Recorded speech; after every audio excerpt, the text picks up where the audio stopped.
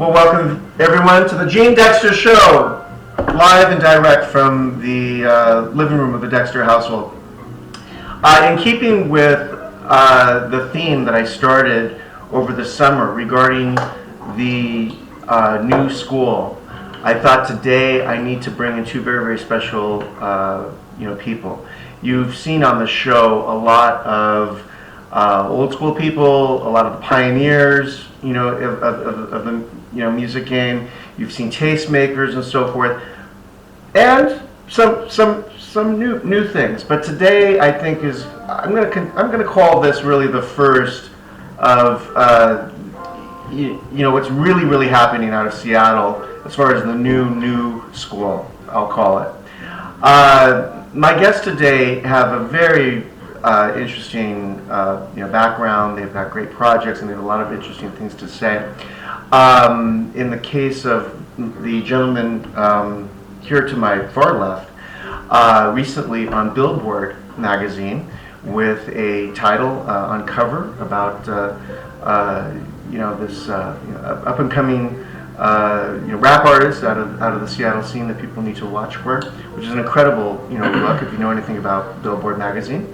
And then to my near left, this gentleman launched on the international scene thanks to Tom at MySpace, who found him and said, "Wow, I really like this music," and made him a feature artist for a day or two, and before you knew it, he was global. Who knew? Please welcome Grynch and Macklemore. Gentlemen, thank you so much for coming today. Really, it's an incredible privilege. Thank you for having us. Pretend this is the White Rapper Show and you're I was waiting for that. MC Search. I was waiting for it. Exactly. Well, we're gonna get to that too, But like all of my shows, I'd like to start with the very beginning for each of you. When you realized that you had this talent for music, and what you did about it. Do you remember that time? Why don't we start with Macklemore? Yeah, it didn't turn into a talent for a while, because I definitely wanted to be a rapper. I wanted to be a performer ever since I was a little kid. But it didn't actually turn into something that I was like, I'm somewhat decent at this until probably, 15, 16 years old. And I still wasn't good at it, but I thought I was good at it. That's kind of when I started taking it more seriously. Right. And it wasn't until I was maybe in my, so really I put out some music when that whole MySpace thing happened. Mm-hmm. I believe I was like 22, 23, and that's when I realized that people actually liked my music on a bigger level than just people around Seattle or people that I had grown up with that had been subjected to listening to it by being in a peer group of friends. But yeah, that's kind of when I was around 22. About 22 years old. Yeah. Okay. And yourself, Grynch? I grew up in a musical household. My dad played piano, other stuff. And basically, growing up, I was listening to the radio and stuff, and my cousins would listen to rap music and stuff like that, and other folks, and I'd always listen to it. And fortunately, my mom was never like, because most of my friends would be like, my folks won't let me listen to this stuff. It says fuck shit and this, that, and the other thing.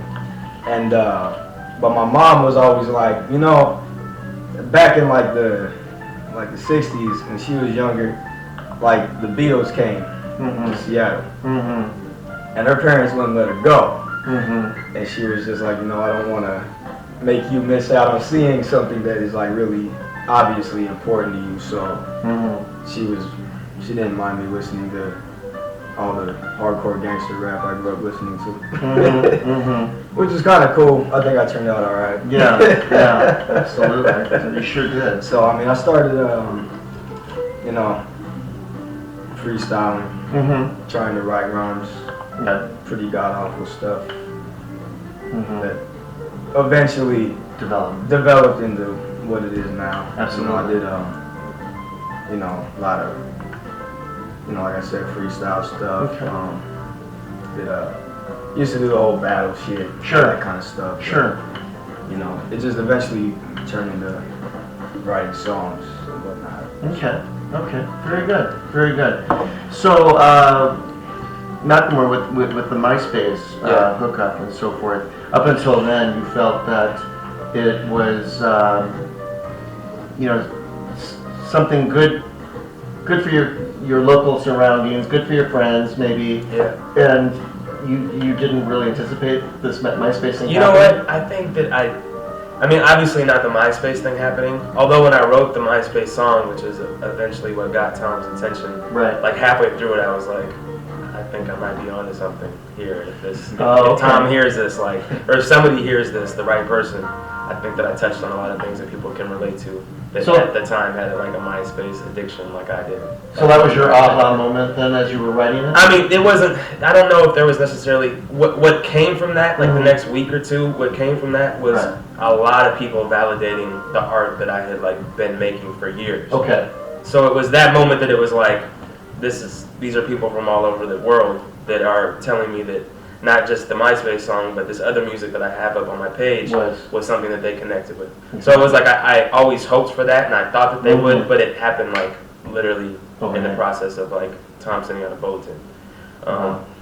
So that validation happened very quickly, Right. and I started taking myself kind of serious in a different way because I was taking pre-orders. I was all of a sudden making money off of music that I hadn't even put out yet, Right. and there was a demand. Right. You know, from a spread out population all over the country and the world, Right. that had happened to read the bulletin. Wow. Yeah. Wow. And for you, Grynch, when was your aha moment where you realized, wait a minute, I could do this. I think if I had to pick one moment where that happened was like Mac was saying, like you always when you're growing up and you do the music thing, you'll have like a whole bunch of your homies who will like gas you up and be like, you're filthy, when you're probably pretty terrible. And so I think the first time I did an actual show in front of people who I didn't even know was I think it was January 16, 2004. You remember that? At the Bear Project back when it was still down on 4th and Virginia. Okay. It was for like a Martin Luther King hip hop show. And I only did like 2 cuts. But getting off the stage and like having people who I didn't even know come to me like, yo, that was tight. I was like, okay. You realized that you had, you had something. Yeah, it's like, maybe you will buy it instead of, my group of friends over here. Right. We just say I'm tight because, they love me. Right. Very good. So, yeah. Well, that's very good.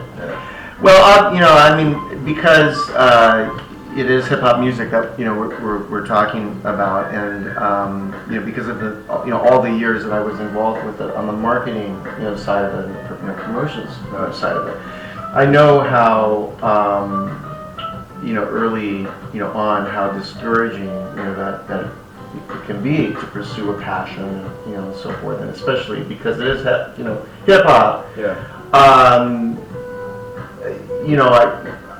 I'd like to know about your roadblocks, your early, roadblocks about it, and some of the, challenges that you had. Obviously by being Caucasian, and in a field that, is obviously, completely about, hip hop in the African American community. Right. What were some of the roadblocks, and how did you overcome, some of the, early, issues that may have occurred? And I know this happened because it certainly happened with me, with my element of the work. What about you? I'll start with Macklemore. You talking about earlier today, this morning? Yeah. So it's an ongoing process then. Yeah, I don't think about it as much as like a black and white thing. And it could be. I just don't really think about it like that. I think that plays. I think that has its advantages just as much as it has its setbacks. Or Yeah, exactly. So I don't focus on that too much. But in terms of just the grind that it is to be a musician and a creator in general, I think it's this like constant flux in between creating for the sake of creating, because that's your life force. That's what connects you to something bigger than yourself. Yeah. And then on the opposite side, this force that is completely like selfish and self-motivating and consumed by the ego, and like putting yourself out there in a certain way or presenting yourself a certain way to the public to receive like accolades and success and money and women and all like the things that come along with part of the rap game. So in its purest state, to me, I try to just focus on creating and being as connected to my words as possible. That is why I do this, and it's a constant. I'm in a constant state of when I'm making art, trying to get back to that place, because my mind is constantly telling me like, oh, you should be here. You got to network with this person. You got to do this. You got to do that. Right. You know, keep climbing this higher ladder to success, whatever that might be. And to me, success is just being present in the moment and making art, and that first and foremost is the reason why I do this. Exactly. So it's like the constant reminder of why I'm here on this earth is to make art, is to be a creator, and if it's and if the reason that I'm doing this is to get all the success, all those things are nice. Like I love everything that I mentioned. I love it. Right. But that is not the purpose of me doing this. So the struggles that I have don't necessarily come down to like black or white or getting out of Seattle or this or that. Those are all like very that's not up to me. Those are going to be there regardless. I can't control that. What I can control is the music that I make and why I'm making it, and that's what I struggle with on a day-to-day basis. There you go. And was struggling with this morning. Wow. Wow. What about you, Grynch? Basically, the music thing will fuck you up. Uh-huh. No, I mean, yeah.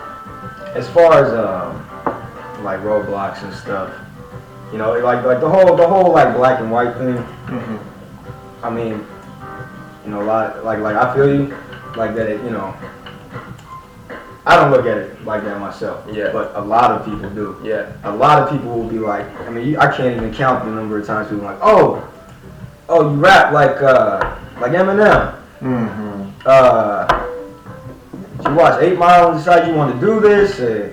No, and I mean the thing that a lot of people, I'll be honest, man. Before I really got into the hip hop culture, the scene.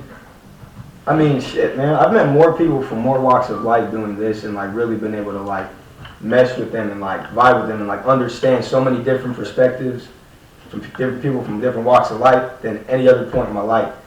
And that has just been extremely valuable, because there's a lot of people who don't ever get to break out that little shell they might have and like break whatever kind of preconceived notions they might have about someone just based on looking at them. So very good. No, I understand. And as part of the creative process and the creation of art, Macklemore, you've done something very recently that just is fascinating to me, and I was hoping that we could touch on it.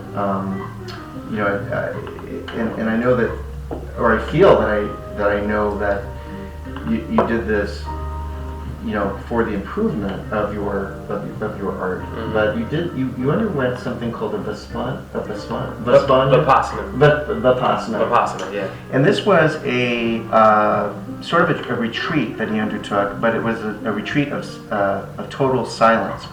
And I don't know if anyone has ever actually tried this for even an hour or two, but Macklemore undertook a 10-day,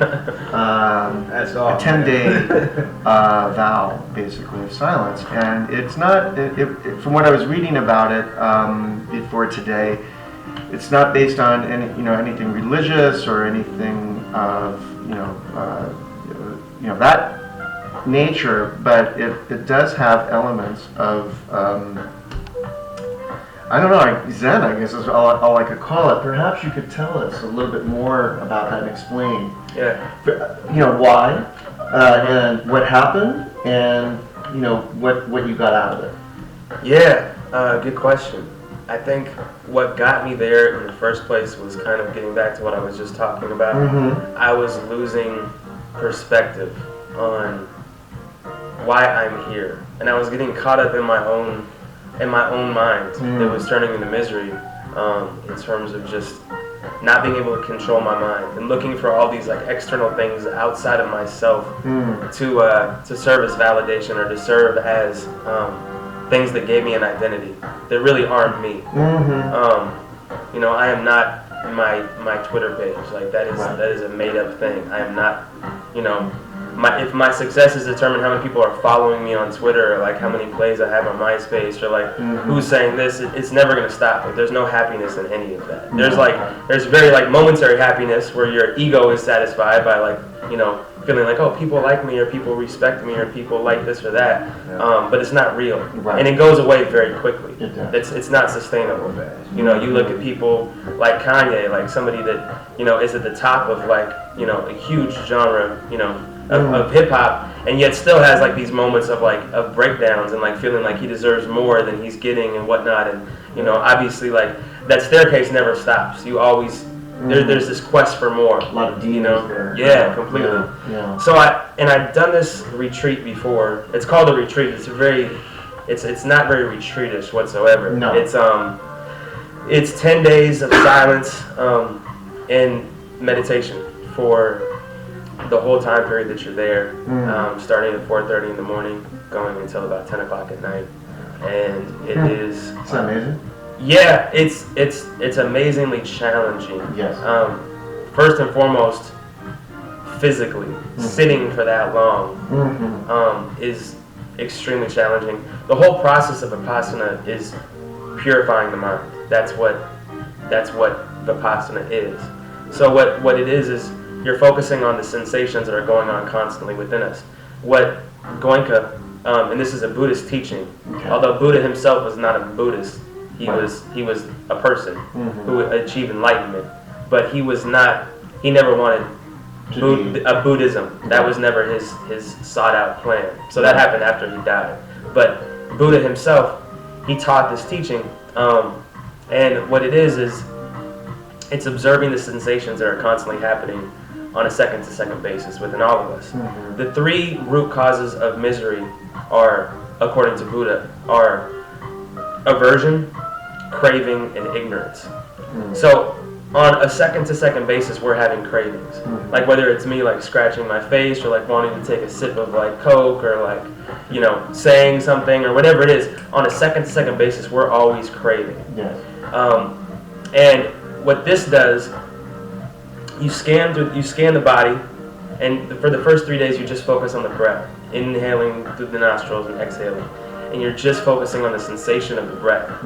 And after the first 3 days, then you start scanning from the top of your head to your toes through your body and just observing the sensations. And after sitting for 3 days, you realize that you're like vibrating on a certain level that you're not used to vibrating. We're constantly, all of us are vibrating on this level, but we're not still enough to actually feel it. So you hone in on these senses, and over time, you start realizing, like, okay, you're sitting on the meditation cushion and you have an itch here. You can't itch it. You're supposed to remain completely still. And all these things are happening. These like cravings are coming and going. And as opposed to reacting to them like we do on a daily basis, whatever it is, we react to all these cravings that we have. And as opposed to doing that, you just watch them, and you watch the sensation occur, and it eventually comes and it goes. And on an experiential level, you're retraining the mind to not react to the cravings. Because, again, we all have cravings. Yes. And when we feed them and we react to them immediately, whether that be like with anger, whether that be to go, you know, get high and escape, or whether that's, you know, to go watch a movie and zone out, or to take a sip of this, or, you know, to get up, whatever it is, we're constantly reacting to them. And we're really controlled by our cravings. Or we're in a state of aversion where we're like, I know I should do that, but I don't want to do it. And this is the foundation of what suffering is. So this whole process, this 10-day thing, is basically retraining the mind. And it's just like the very tip of the iceberg. It's like the very beginning of a lifelong worth of work, a lifelong process to like really get to like the bottom of what's going on on a human being level.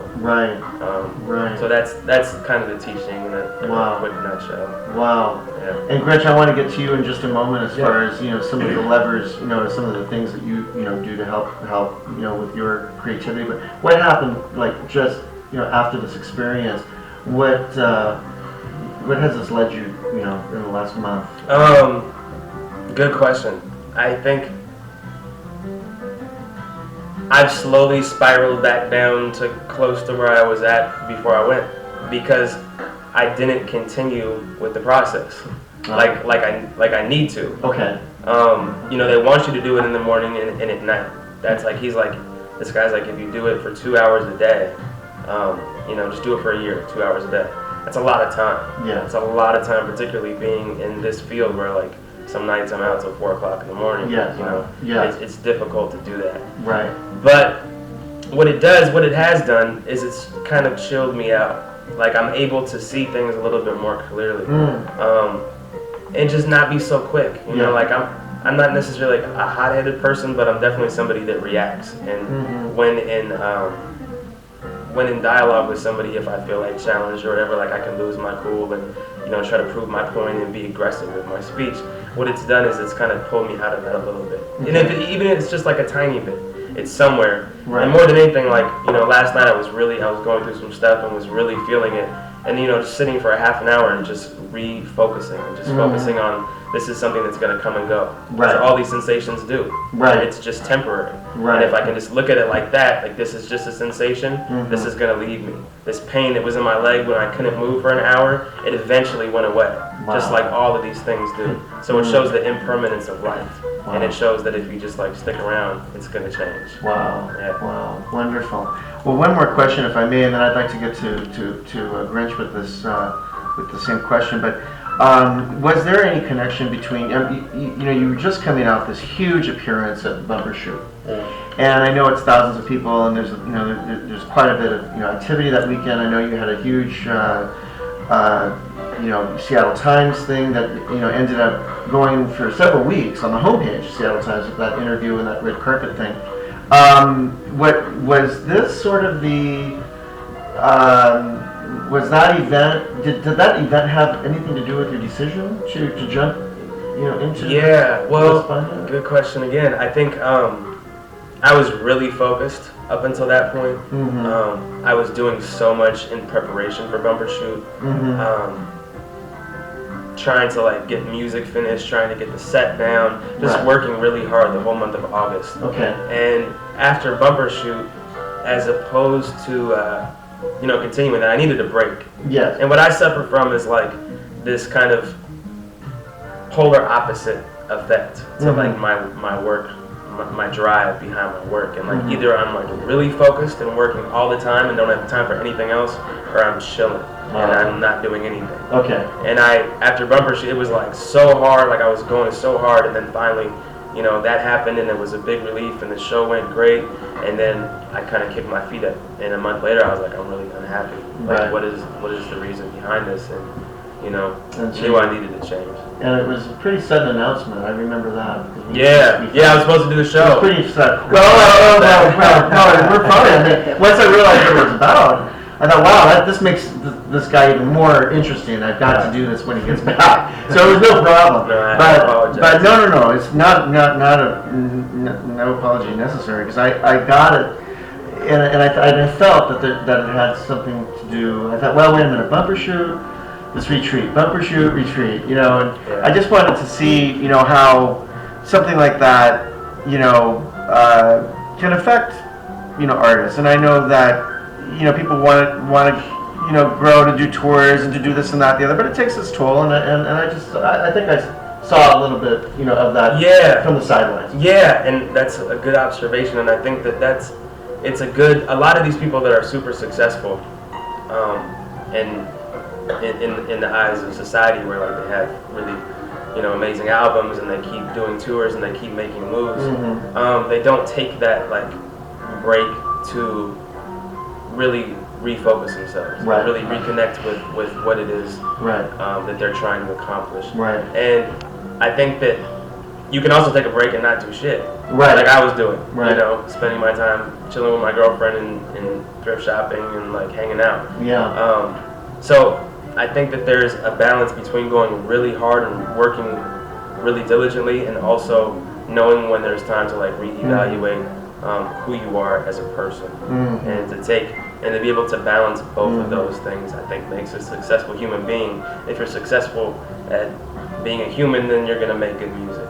You know, if there's not a balance on either end, if there's you know, there's not that equanimity, you're gonna fall off. Yeah, yeah. And there's a lot of great examples of you know, fabulous people, fabulous artists who don't heed this kind of, you know, advice. I can think of right off the top, DJ AM. I mean, this is somebody who seriously needed to undertake, you know, a break and so forth, but who went immediately after to work within weeks after that plane crash. Yeah. And of course, as we know now, it didn't. That wasn't the course of action to take. It just, you couldn't deal with it. You know. Well, I mean, and also like I think looking at it from that perspective, it's like you can almost like understand why a dude like Kanye seems to have these breakdowns, and it's like people are like, oh man, he's a fucking egomaniac, you know, whoopie whoop. It's like, honestly, I can kind of see why the hell the guy does what he does. You know what I mean? I'm like, man, if I was him, I'd probably be a little bit wacky too. Right. You know, I mean, it's. And so, what do you do to, you know, at this stage in your career? What are you doing to, you know, provide? I mean, you know, we understand, you know, what Macklemore's, you know, journey is. What is Grynch's journey right now? I mean, what are your levers? It's funny, like on the way over here, we were talking about like, I don't know, like doing music. I mean, you know, especially like hip hop. It's, I mean, it goes with any form of music, or just anything in life.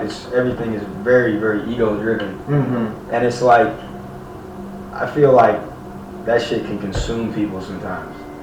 And so it's just like, sometimes you just gotta step back and realize it's like, yeah, have I accomplished a lot? You know what I mean, as an artist? Yeah. But at the same time, it's like, man, if you let that shit consume you, you're just gonna fly off the deep end and look like an asshole. I've seen it happen. You know what I mean? I've become a victim of, you know, that happened to people before. You know what I mean? It's just like, damn. Yeah. Like, people just need to know when to fucking chill and realize it's like, man, you're not as important as you might think you are. Like, chill out and get a level fucking head about shit. You know what I mean? Like, I mean, I don't know. And I mean, like I said, I understand it's hip hop. You know what I mean? Like, how to start out. I'm doper than you. Of course, that's always going to be part of it. But I don't know. It's just that type of shit just seems like it can consume people at times, and it's just like super unhealthy. Like, man. Right. So me, I think I'm just gonna go, you know, go fishing for a couple weeks and unwind. Well, while you're on your way to doing that, what you're leaving us behind with, though, and the marketplace in general, is this really fantastic project called Chemistry, which dropped earlier this month, I believe. Yeah. And tell us a little bit, you know, about it and the journey. Well, I mean, what happened to get to this? This is actually like the expanded version of it. It originally was a free download, the EP that checked out. Right. And I put it up for free download because, you know, I've heard people be like, oh, well, why do you put it up for free? I mean, get your money. I understand that. But it's like, I look at this type of stuff, it's like an investment in yourself as an artist, because it's like, you put yourself up, folks will, over time, it'll pay itself off. And that's just my opinion. I truly believe that. Yes. And I mean, yeah, so, but this was all the songs on the original, plus a couple remixes and a couple new songs.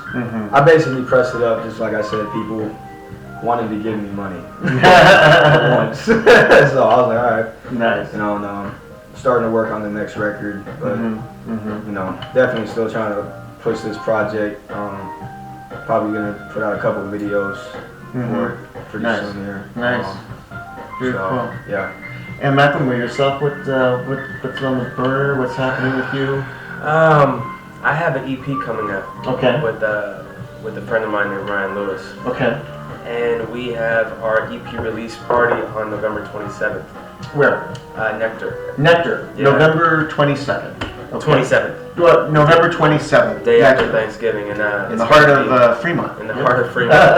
And it's going to be an all ages show and a 21 up show. Like an early all ages show and then a 21 and up after. Oh, that's smart. Yeah. Very smart. Yeah. Okay. Crazy. And so you're pulling back the curtain at that time on this. Yes. On this, if you will, gosh, you got to be there to see that. Yeah. It's incredible. Yeah, I got you. Yeah, it'd be wonderful. Will it be taped also for? Yeah, we're definitely gonna tape it. Okay. The reason why I ask that is because both of these guys, Grynch and Macklemore, are all over YouTube on video, and I encourage you to check it out because there's a lot of great data on there and music and Fingerboarding. Yep. There you go. And you should check that out, and hopefully November 27th will be taped for the masses as well. Well, very good. So, will there be any? I know that you've performed together. I saw something on YouTube, something you did earlier this month around the 8th. Is there anything else in the works, or that between the two, collaboration or live show? We just did something. Actually. Mm-hmm. We just did something new. Okay. The song is called Something New. Something new. Okay. All right. No, it's actually there's a group in Seattle, Fresh Espresso. Okay. Very dope. We Okay. had them on the show. All right. I'll look him up. Shout out to P Smooth, Rick Rude. Yes. On their album Glamour, there's a song called Something New. Okay. And P just decided, P who raps on it and he does all their beats as well. He decided to just do a remix of it with some other people on it. Okay. And it's myself, Mac, and Gatsby, Larry Mazel, Right. and the Stranger. Right. Yeah, we did a video for it, Okay. and it turned out cool. I found out I can actually rap in a music video and look alright. Okay, we're doing it. All right.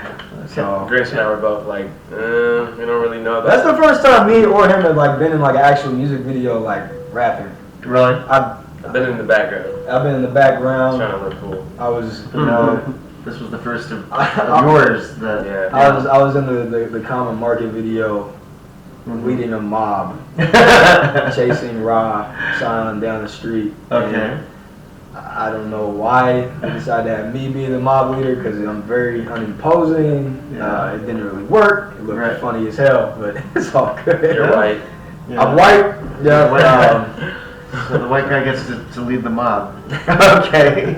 Well, very good. So All right. yeah. But yeah, we'll Grynch and I have done tons of songs Yeah, together, and yeah. there'll be many more, I'm sure. Yes. Wonderful. For We'll sure. definitely look out for it. And once again, I just I'm in love with YouTube right now. And YouTube? Yes, indeed. And you can find a lot of this stuff about them both right there.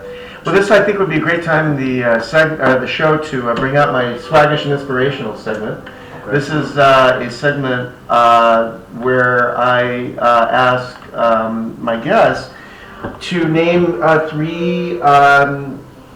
three forces or three people in your lives who are positive influences to you, people that we might be able to follow on some social media channels, perhaps through Twitter, Facebook, MySpace. Or just people that you're that have inspired you. It could be I keep it very, very loose. It could be anything or any one. Swaggish and inspirational forces in your life. If you could name three each, just to Man, just give us three. a little. Yeah, I know it's very hard. It's funny. My guests they say that every time. It's Gene, I can't do just three. So whatever you want to say. Grynch. Macklemore. That whole thing about the Repostion that had me sitting here in deep thought. Yo. Wow. Yeah. Thanks, Grynch. Yeah, that's pretty. It is pretty. No, that's pretty inspirational. So I guess that's one. That's one. Second, let's see.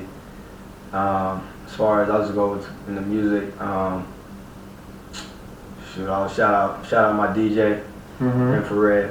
Infrared. Okay. Yes. Okay. He's an asshole. But you know what? That's all right. Sometimes you need one of those guys around. Right. And then shout out my dude D-Sane. Decent. Yep. Street level. Yes, sir. Okay. Yes. D is I don't know. He's always been in my corner since day one. Okay. And it's kind of like we're from very different backgrounds. And he has a good swag. He really does. He's put out a lot of great music, and he's got a lot of great stories, and he's sort of becoming an elder statesman, I think, in the area. He doesn't know it yet, but I think he is. He recorded and mixed and mastered that whole project right there. That's why I brought it. Yeah, and he did a remix on it too. Wow. I didn't know that. He puts in work, man. Yeah, he does. Yeah. He does. All right. And yourself, Macklemore? I would have to go with Goenka, who did the Vipassana. Okay. Who basically is the guy that brought it to the West. He is somebody that I have been incredibly inspired by the past month or so. I would have to say, you're catching me at this weird time. I just came from, I'm a recovering alcoholic, and I just came from a AA meeting. So Bill W., who it's kind of ironic that we have, two wine glasses in front of me. Yeah. Not that there's anything wrong with that at all. Please toast it up. But just kind of funny me talking. You're right in between them. Yeah. No, but he's somebody that is a constant inspiration to me as well. And my guy Ryan Lewis, who is producing the project that I'm working on. Okay. And is whenever you're working with another person, there's going to be a tremendous amount of learning on a broad spectrum. That learning encompasses a whole bunch of space in terms of what you get out of the process of creating, and I'm learning a lot through working with somebody else. Wow. Yeah. Wow. Very good. Very good. I never plan for these things because I always want to find out, when put into a corner, what can come out of it. But my three right now would be Gordon Parks Jr., who had an amazing aesthetic and an incredible vision of the world, and he did that through his camera work and his film direction. Beyond that, I would say. Actually, right now, locally, there's somebody running for city council right here on the east side. Her name is Bettina Finley.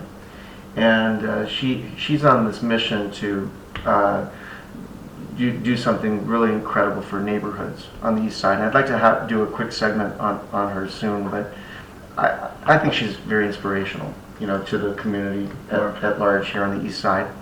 And third, I'm going to say, and this is going to be kind of controversial because he's so young and he's so new on the scene, but I'm going to say Nate Diggity Johnson. I'm really going to say, I find him swaggish and inspirational to me. Hi, Nate. He represents a lot of the new school, and a lot of us have got to, understand that, for those of us who have to move on and have to get out of the way, that there's a whole new scene. There's a whole new thing happening, out of the Northwest, and he's part of it. And he's helping me quite a bit with this show and other people. And there's a Latin night show on Ustream and club nights and this and that and the other. So anyway, I'm enjoying it. I'm enjoying watching all of this happen for him. Yeah. So that's basically it. You're welcome. Any shout outs that you might want to express? Yeah, let me check my phone. See if anybody hit me up. Shout me out. Shout me out. How about you, Matt? I would like to shout out Gene for having us. Oh, listen to you. Nate for organizing it. Yeah. And both of you for having patience with me to bring me back to the show. Oh. Needing to get out of the city and go seek some guidance, for having patience and having me back. I would like to shout out Grynch for always being an inspiration. Yes. this young man is on his grind, and it's really refreshing. I mean, Grynch is definitely somebody that's also inspiring. He's you know, he's very focused and a very good networker and knows where he needs to be. Yes. And I think that's and he doesn't stop. Right. He's one of those people that just keeps working. Right. And that's a good example for me. Is like, man, Grynch is probably writing right now. I need to keep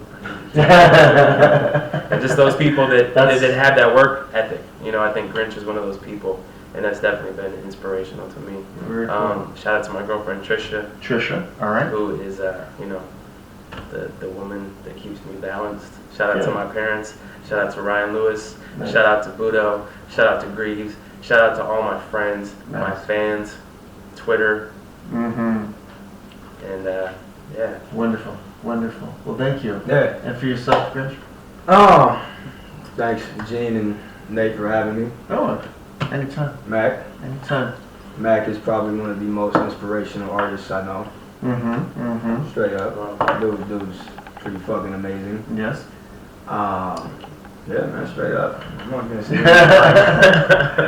get that rapper ego going. I don't know if I should tell you you're tight, man. Nah, fuck that. Very cool. Well, Well, man, just a lot of folks, man. Just anybody who's watching, who's in the chat room? We got Blogs is watching. You. We got excuse me if I say this wrong. DJ Thelonious. Thelonious, yep. Big shout out to him. Hatlow, Casey Carter, Yeah. Big Kino from Soul Gorilla. Or Well, thank you all for your coming today. what's up, Doug? And we'll certainly archive this for the ages, and you know, for those of you who had to come in and out, because you know, I know that you're all very, very busy. This will hopefully be available on Blogs is Watching, Casey Carter's set, Joan Book, Trife maybe. Thank you all so much for your support. Yeah. Well, I guess that's the show today. It's kind of bittersweet today because I don't really want it to you know, end, but I know that you know, in order for you to do what you do, that you know, the old guy's gonna get out of your way. So I still got do your all thing. this to finish, man. I'm good. Well, very good. Well, very good. Yeah. But be sure to check these guys out. In Grynch's case, the website is getgrinch.com. And Macklemore, your web or Twitter or Twitter is, what did they do? It's a slash Twitter. I'm just at Macklemore. That's my Twitter. At my Macklemore. blog is bangleyucky.com. That is my blog. Okay. MySpace. Okay. All that good stuff. So, you know, check these guys out. Definitely follow them, and you know, you never know what's around the corner. You know, for these guys, it's going to be an incredible journey that you know that they're undertaking, and let's just see. Let's just be flies on the wall and support them. Can I just shout one more time? Yeah, absolutely. Yeah, just at Grynch 206, GRYNCH 206, and I got a show next month. That's right. Well, we already know about November 27th for Macklemore EP, and then mine's November 22nd at Numos. It is Warren G, you and I, myself, They Live, Mark Sense. Nice. All ages, good times. Nice. Come through. Very cool. Well, there it is there. So that's it. Thanks once again, and you know, we'll maybe see you next week or two. All right. Take care. Peace. Bye, Casey.